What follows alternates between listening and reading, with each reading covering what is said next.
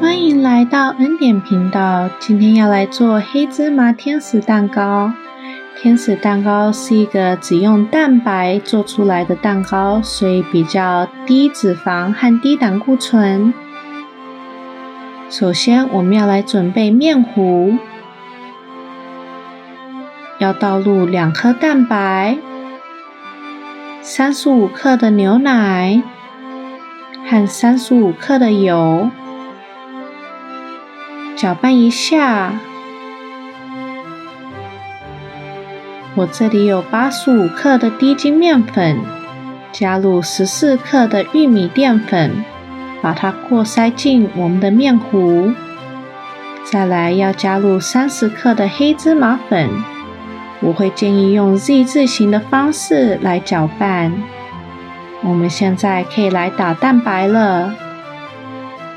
我这里有10颗蛋白，先用低速打到有泡沫，加入半茶匙的塔塔粉，再慢慢加到高速打，分3批加入60克的糖。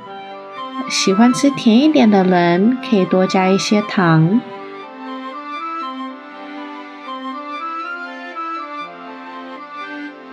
我们要打到干性发泡，可以看到呢，它这里是直的，没有那个弯钩的形状。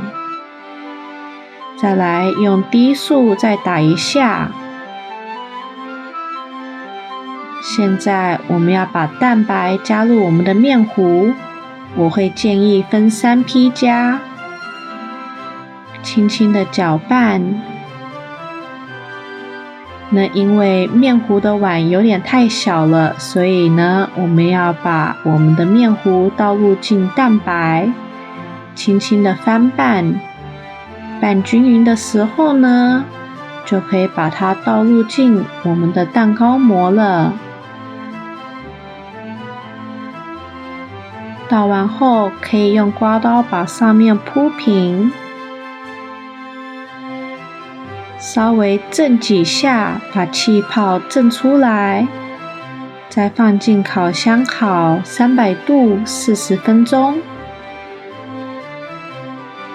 烤完后拿出来再稍微震一下，我会建议把它放到铁架子上放凉，这样子比较不会闷在那里。